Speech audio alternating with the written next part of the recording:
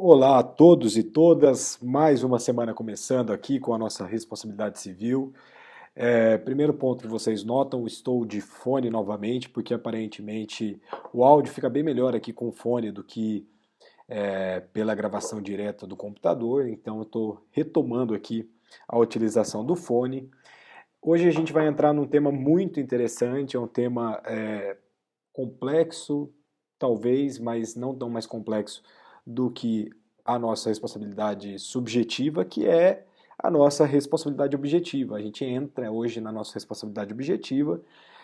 Vamos caminhar aí provavelmente nessas 2 semanas com a responsabilidade objetiva propriamente dita, a questão das teorias, né, as teorias dos riscos e variados riscos possíveis, cabíveis, imagináveis, né, o risco criado, o risco integral, risco excepcional, risco profissional, enfim, uma série de riscos que é o que embasa de fato essa teoria da responsabilidade civil objetiva. Mas antes a gente tem que relembrar alguns pontos, na realidade não só relembrar, mas fazer aquela introdução histórica que eu sempre costumo fazer com vocês, né? Para daí a gente entrar de fato no tema, porque, como eu falo para vocês inúmeras vezes, nosso direito, antes de se tornar um direito, ele ocorre ali um fato social, né? Ele é uma decorrência de um fato social, e sendo decorrência do fato social, a gente tem que entender por que diabos a teoria da responsabilidade civil objetiva ela aparece e por qual motivo ela aparece. Tá? Então, até hoje, o que a gente viu dentro da nossa disciplina é a nossa responsabilidade civil subjetiva, principalmente a extracontratual, né? Responsabilidade extracontratual subjetiva, na qual o nosso elemento culpa, seja o nosso elemento provado ou presumido, é a nossa culpa provada ou presumida, né? Ela é indispensável para ensejar o direito de reparar o dano, e agora a gente vai entrar na nossa responsabilidade objetiva, que também é chamada por alguns doutrinadores como a responsabilidade pelo risco, tá? E por isso que a gente tem inúmeras teorias acerca do risco. Primeiro ponto que a gente tem que ressaltar é que na nossa teoria subjetiva, né, só para relembrar isso, a gente teve um posicionamento primário muito forte com o Domat e o Poitiers da França, lá no século XVIII, que sistematizou toda essa questão da teoria embasada na culpa, e essa teoria embasada na culpa foi recepcionada pelo Código Civil francês de 1804, desculpa, e esse Código Civil francês, lá no seu artigo 1328, trouxe uma regra que essa regra acompanha até hoje, né? Qual que é essa regra? O artigo 1328 diz que o fato, isso lá do Código Civil francês de 1804, tá? O fato humano culposo sujeita o agente a reparar o dano. Então, a gente tem aqui o nosso embasamento que acompanhou praticamente todas as sociedades ocidentais aqui no globo, embasado nessa teoria subjetiva, ou seja, a teoria da responsabilidade civil pela culpa. Mas houve um rompimento ali, né, com a Idade Média, né, o racionalismo ele ascende como um fundamento da responsabilidade e altera totalmente o fundamento da responsabilidade. Ele afasta aquela ideia de culpa cristã que foi consagrado por séculos dentro da nossa responsabilidade civil subjetiva, e a burguesia ascende ao poder e rompe com o ancien regime, né, ou seja, com o antigo regime, e quando ela rompe com esse antigo regime, ela tenta trazer uma segurança em que o juiz ele não seria mais, não teria um poder discricionário tão grande assim, tá? Então a gente afastaria aquela regra do juiz, da boca do juiz, né? A boca do juiz é o que determina tudo, e a gente coloca essa regra da boca da lei, ou seja, a lei que vai determinar o que é certo, o que é errado, o devido processo legal, etc. O cidadão, aliás, o indivíduo ele se torna cidadão e cidadã, e eles não são mais súditos dentro desse regime, tá? Então a gente tenta trazer um sistema neutro, e esse sistema neutro, sem dúvidas, acompanha a nossa responsabilidade civil aqui dentro desses primeiros pontos que eu estou passando para vocês, tá? Existe também uma ideia que é bem disseminada aí, tanto pela doutrina quanto pela jurisprudência, de que a nossa responsabilidade subjetiva e a nossa responsabilidade objetiva representariam distintos paradigmas do direito de danos. Isso, na realidade, é um grande equívoco, tá? Porque, na verdade, o que é um contínuo? A gente tem elementos da nossa responsabilidade subjetiva que são totalmente aplicáveis aqui na nossa responsabilidade objetiva. Na nossa responsabilidade objetiva, via de regra, o único elemento que a gente vai transformar ele em desnecessário é a nossa culpa, porque as nossas imputações subjetivas e objetivas de danos consistem em dois extremos de uma longa linha reta, tá? Então, em um perímetro que vai acomodar várias figuras intermediárias e a gente vai entender bastante isso. Então, dentro desses dois modelos jurídicos, a gente consegue achar elementos que de fato são comuns. Mas algumas hipóteses legais, que o senso comum já traduziu isso como incidências de responsabilidade objetiva, não se acomodam verdadeiramente à exatidão que esse conceito demanda. Em verdade, são as cidades que se encontram nesse caminho que a gente vai percorrer. Então, a gente vai fazer alguma crítica também a alguns dispositivos, mas a nossa responsabilidade objetiva é uma responsabilidade independentemente da existência de um ilícito. Olha que interessante. Então, voltando a falar para vocês, a nossa responsabilidade objetiva é uma responsabilidade independentemente da existência de um ilícito. Então, o que isso quer dizer? Tanto faz se o agente praticou um comportamento antijurídico ou não. Por quê? Porque esse debate sobre o antijurídico ou não, ele é infeso ao objeto da sentença, tá? Então, a gente não se preocupa com isso dentro da responsabilidade objetiva. Então, o que a gente se preocupa lá quando chega isso, bate na porta do Poder Judiciário e o magistrado terá que analisar o caso? Por exemplo, o nexo causal é extremamente importante aqui para a nossa responsabilidade civil objetiva, e óbvio que o nosso nexo causal estará ali dentro da nossa teoria da causalidade adequada, que é a nossa teoria aplicada aqui, no nosso ordenamento jurídico brasileiro, em sua maioria, é que o nosso nexo causal terá uma preponderância gigantesca entre a conduta, a atividade do agente e o dano. Então, nada obstante, em alguns desavisados, até hoje a gente compreende que a nossa obrigação objetiva de indenizar como uma espécie de responsabilidade sem culpa. A gente não está querendo falar de responsabilidade sem culpa, mas sim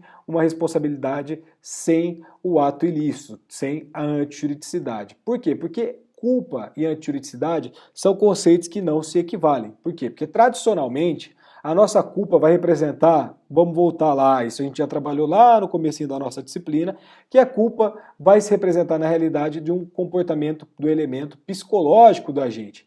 Então, como é um elemento psicológico extremamente subjetivo, é muito difícil você conseguir comprovar ou não a existência de culpa quando a gente tem esse elemento de subjetividade tão presente, tá? Então, por isso, somente será possível avançar na perquirição dali do estado anímico do ofensor se, conforme a cláusula geral do nosso artigo 186 do Código Civil, ficar previamente assentado que o comportamento de o agente A, vamos imaginar assim, foi a causa ilícita do dano a B. Então, mais precisamente, a nossa aferição de culpa necessariamente vai requerer uma prévia afirmação da ilicitude do fato danoso. Mas o que ocorre aqui, na realidade, é que o nosso legislador ou os nossos tribunais consideram que o fato que o nosso fator de atribuição da obrigação de compensar os danos, por exemplo, o nosso nexo de imputação, recebe justificação diversa do fato ilícito, que é, por exemplo, a equidade, o dever de cuidado, o risco da atividade, esse tipo de questão, tá? Então a gente tem que tomar muito cuidado de falar meramente responsabilidade sem culpa. É muito mais fácil, mas não é a maneira mais correta, tá? Dois exemplos que a gente pode tratar aqui para vocês do que seria a nossa responsabilidade, por exemplo, da culpa presumida e da culpa objetiva, é a teoria da culpa presumida, por exemplo, ela foi ali numa primeira evolução na concepção da responsabilidade subjetiva pura, proporcionando uma inversão do ônus da prova. Então, cabe ao nosso suposto ofensor demonstrar que o dano estava fora dessa previsibilidade prevista dentro do evento. A responsabilidade do nosso profissional liberal se encontra nessa figura, por exemplo, tá? A gente vai chegar lá quando a gente estudar um pouco ali do nosso CDC, tá? Mas, em adendo a tudo isso, a nossa noção de culpa objetiva, entre aspas, significou um outro avanço. Qual que seria esse outro avanço? A culpa continua sendo aferida, porém vai se dividir desse clássico viés de investigação anímica ali do agente e vai relevar o quê? Vai relevar comparar a sua atuação com o padrão de comportamento esperado naquelas circunstâncias por pessoas ali do mesmo nível socioeconômico ou profissional. Então a gente tira esse elemento dessa culpa estritamente subjetiva e começa a adotar aqui um comportamento, uma noção de uma responsabilidade objetiva, uma culpa objetiva, desculpa, com esse avanço ali para você colocar as regras de experiência e novamente a gente entra num ponto em que as regras de experiência são extremamente importantes, tá? Mas, nada obstante, né, a nossa precisão técnica ela é totalmente abandonada quando o nosso civilista ele insiste em descrever como as hipóteses de responsabilidade objetiva, tanto a responsabilidade, vamos supor, dos empregadores pelos danos causados por seus empregados como terceiros, contra terceiros, desculpa, como a responsabilidade do nosso fornecedor dos danos derivados de produtos e serviços defeituosos. Isso tudo é responsabilidade objetiva.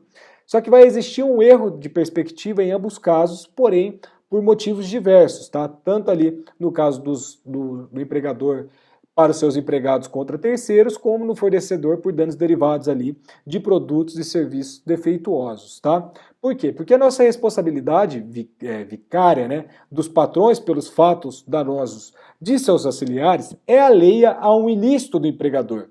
Isso está no nosso artigo 933 do Código Civil. Então a gente tem esse panorama. Mas somente será possível imputar a obrigação de indenizar em face de uma pessoa jurídica caso seja previamente comprovado o ilícito culposo desse funcionário. Então, ali quando a gente atinge a questão das pessoas físicas, né, vamos dizer assim, a gente tem um panorama totalmente difícil da imputação da obrigação de indenizar em face dessa pessoa jurídica. Por quê? Porque quando for em face dessa pessoa jurídica, é necessário ser previamente comprovado o ilícito culposo do funcionário. Então, se o dano produzido por esse funcionário, no caso, não corresponder a uma violação de um dever de cuidado, na realidade, vai se fechar a via desse acesso ao empregador. Então, se não for algo relacionado ao dever de cuidado, a gente não consegue atingir um empregador e alguns chamaram isso, né, de responsabilidade objetiva, entre aspas, impura, por demandar aqui, na realidade, uma aferição de culpa no antecedente, ou seja, você vai aferir a culpa do empregado e vai se dispensar no consequente patrão se essa culpa não decorreu de um dever de cuidado. Mas a gente tem que ter conosco, né, que a nossa autêntica responsabilidade objetiva requer tão somente a violação de um interesse jurídico protegido, elidindo-se claro, né, considerações sobre a antijuridicidade. A gente vai tirar aqui, portanto, a discussão sobre a antijuridicidade, a gente vai elidir essa questão da antijuridicidade, só que às vezes a gente tem responsabilidade objetiva em que, de fato, a gente tem uma responsabilidade objetiva impura. Então, mesmo em alguns casos de responsabilidade objetiva, você vai ter que comprovar a culpa desse primeiro agente para atingir o segundo agente. Então, é interessante, por isso que existe um erro ao falar que a nossa responsabilidade objetiva é uma responsabilidade sem culpa. Não, é uma responsabilidade que vai se elidir, né, considerações sobre a sua antijuridicidade. Então, também não é verdadeiramente objetiva a nossa responsabilidade do fornecedor pelos danos causados pelos produtos e serviços defeituosos na regra do artigo 12 e o artigo 14 do Código de Defesa do Consumidor. Por quê? Porque o nosso defeito é um fato antijurídico. A gente tem um fato antijurídico que é o defeito. Então, o que é esse defeito? O que é essa antijuridicidade? É uma desconformidade entre esse padrão que você esperava de qualidade de um bem ou de uma atividade e a insegurança que efetivamente foi exposta esse produto trouxe a uma questão psicofísica do consumidor.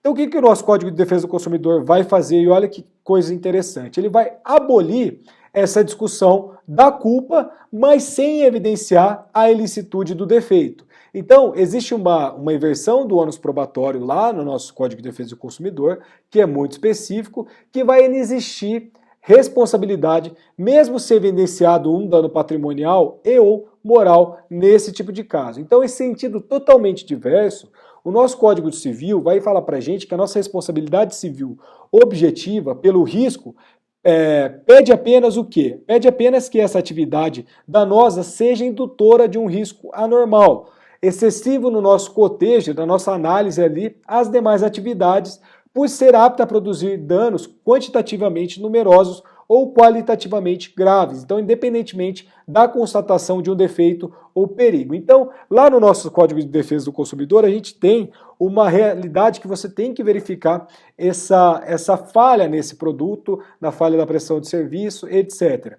Já aqui no nosso Código Civil, não, por quê? Porque a gente já tem uma indução apta o suficiente para chegar a uma constatação de um defeito ou de um perigo. Então, por mais que seja exercitada com absoluto zelo essa situação, né, não se indaga, por exemplo, se o indivíduo A exercia uma atividade de risco, por quê? Porque pela própria dinâmica dos fatos, para o nosso Código Civil, mesmo que exercida por B, C ou D, os danos decorrem desse risco intrínseco da atividade. Tá? Então, já que a gente está também aqui tentando trazer precisões terminológicas acerca desse tema, então a gente tem que falar que nem mesmo essa ideia de responsabilidade objetiva propriamente dita merece assim um reconhecimento, tá? Por mais que a gente, claro, o título dessa aula vai ser responsabilidade objetiva, mas não necessariamente esse termo é o mais correto possível. Por quê?